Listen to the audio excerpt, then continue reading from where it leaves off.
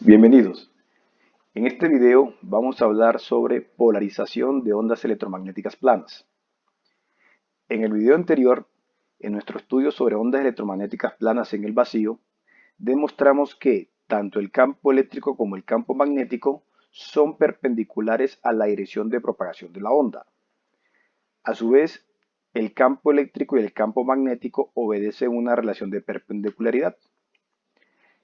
En nuestra representación gráfica de esta onda plana, usábamos la que se muestra aquí en la figura 1, en donde claramente se ve la triada ortogonal que forman la dirección del campo eléctrico, la dirección del campo magnético y la dirección de propagación de la onda, que en este caso va en dirección X. Sin embargo, es necesario aclarar que, si bien es cierto que en este campo estamos considerando una dirección fija de oscilación, esta situación que se presenta aquí no es más que un caso particular del conjunto de ondas planas que satisfacen las condiciones 1 a 3. ¿Por qué? Porque aquí lo que estamos diciendo es que el campo eléctrico debe ser perpendicular a la dirección de propagación, lo cual permite que este campo puede estar ubicado, este vector de campo, puede estar ubicado en cualquier plano perpendicular al eje X en este caso.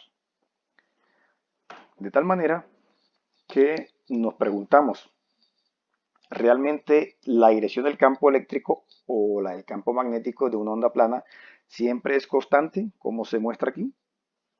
Si no es así, ¿cómo podemos determinar dicha dirección? ¿Qué es polarización de ondas electromagnéticas? El concepto de polarización ya ha sido utilizado en nuestros estudios de electrostática para describir una reorganización, una redistribución de carga eléctrica que se produce en la materia como consecuencia de la aplicación de un campo eléctrico. En este caso, el término polarización se utiliza para denotar otra cosa. Precisamente, la polarización de una onda electromagnética caracteriza la dirección de sus vectores de campo en el espacio y en el tiempo.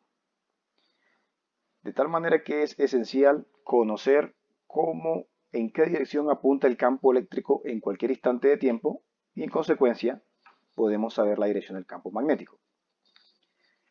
De tal manera que nosotros vamos a escribir esto de la forma más general posible y para ello vamos a respetar la condición número 1, la condición I, que establece que el campo eléctrico debe ser perpendicular a la dirección de propagación. De esta manera, escribimos las componentes de nuestro campo como se ilustra aquí en las ecuaciones 1 y 2, pero ahora vamos a permitir que E sub 0x y E sub 0y puedan ser números complejos, de tal manera que eso nos permita introducir un desfase entre las componentes del campo eléctrico.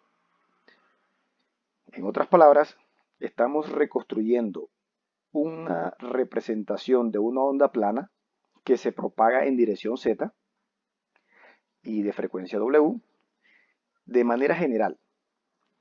¿A partir de qué? De la superposición de estas componentes de campo. De tal manera que para introducir el desfase representamos E sub 0y como se observa acá en la expresión número 4.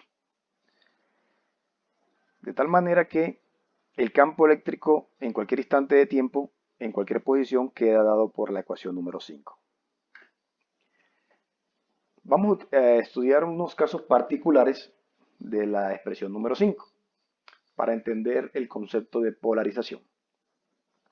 El primero de ellos es considerar que no existe desfase entre dichas ondas, entre dichas componentes, de tal manera que existe un desfase, no existe desfase o el desfase es igual a pi, cualquiera de las dos.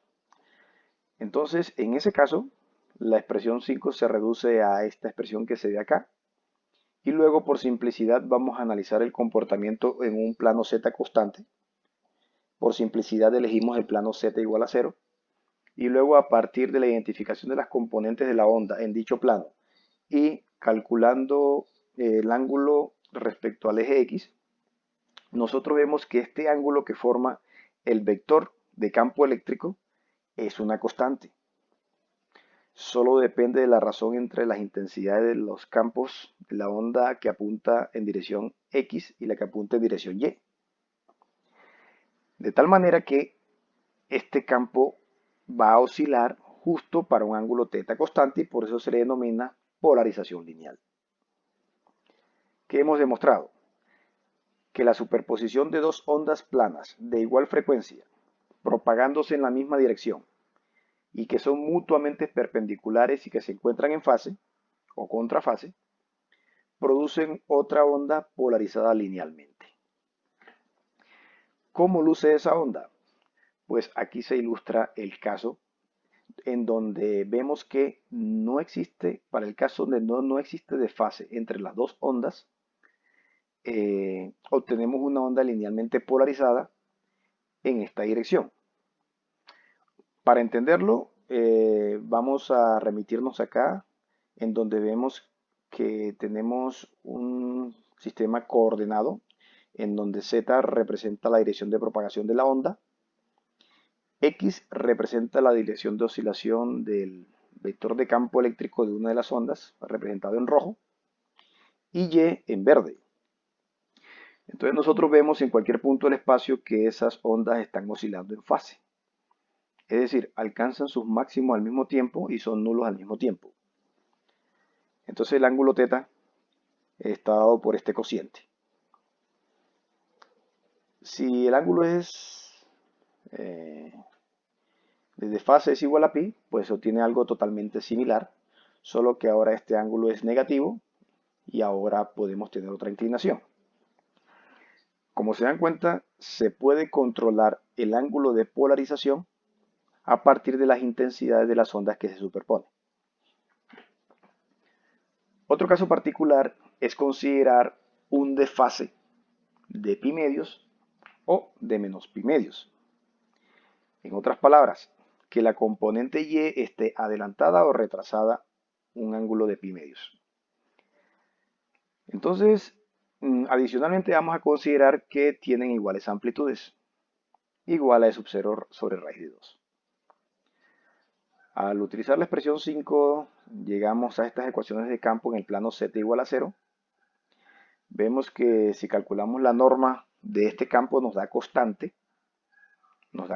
es decir, este es un campo no oscilante, ¿sí? No oscilante. De tal manera que al calcular el ángulo que este forma con respecto al eje X, en este caso no es una cantidad constante, sino que por el contrario cambia linealmente en el tiempo. Entonces identificamos dos casos donde tenemos un ángulo positivo, omega t, es decir, que este vector de campo eléctrico está girando en sentido antihorario en este caso, y para menos omega t está girando en sentido horario. Obtenemos dos tipos de onda, una onda de polarización circular derecha y una onda de polarización circular izquierda.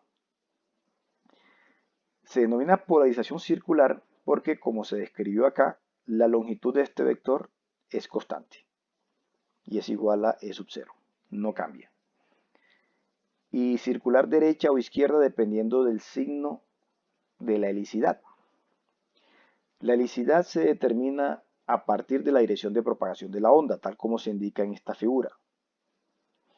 En nuestro caso, la onda se propaga en dirección Z, o sea, saliendo de la pantalla, de modo que si apuntamos el dedo pulgar en esa dirección, nuestros dedos enrollan en sentido antihorario.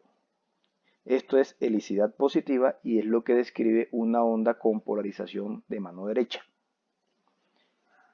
Por el contrario, la onda que gira con helicidad negativa es aquella que, al apuntar el pulgar de la mano izquierda, los dedos describen en qué sentido gira el campo eléctrico.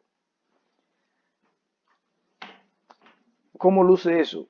Pues tal cual como se indica aquí en las figuras, donde se han considerado los dos casos de delta igual a pi medios y delta igual a menos pi medio.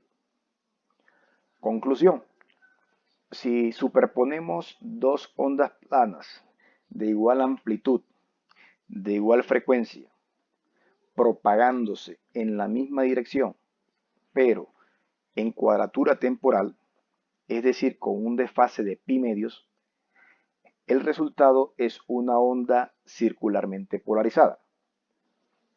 De mano derecha, si el desfase es igual a pi medios, y de mano izquierda si el desfase es de menos pi medios. Esas, como se mencionó, corresponden a casos particulares de la polarización de una onda plana. Es decir, hemos considerado unas diferencias de fase particulares, específicas. Pero, ¿qué sucede cuando tenemos un delta de phi arbitrario?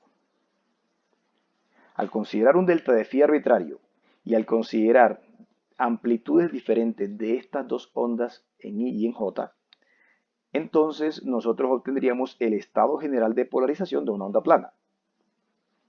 Para analizarlo, por simplicidad denotamos esta variable como phi, esta combinación como phi, de tal manera que si hacemos un análisis similar a los descritos anteriormente, es decir, a sus componentes, tal cual como se indica acá, combinando esas componentes, nosotros llegamos a que se reduce la expresión número 15, que no es otra cosa que una ecuación de una elipse. Para obtener la forma canónica de esta ecuación, entonces es necesario aplicar una transformación de rotación y utilizar otra base ortogonal.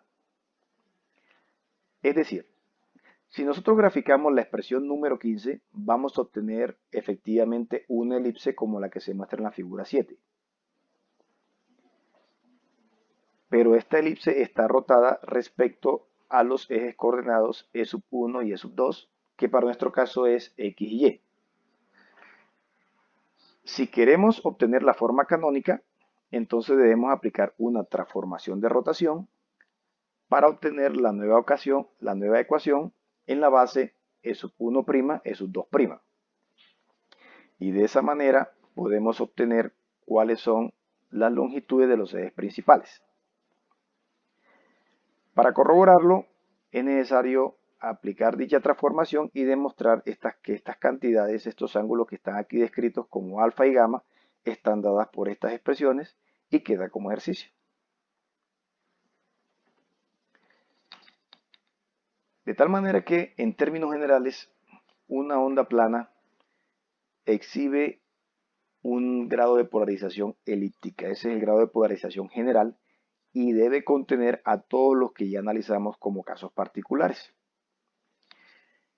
Es decir, ese estado de polarización debe describir la polarización lineal, la polarización circular, ya sea de mano derecha o de mano izquierda, y aquí se ilustra por qué se le denomina polarización elíptica.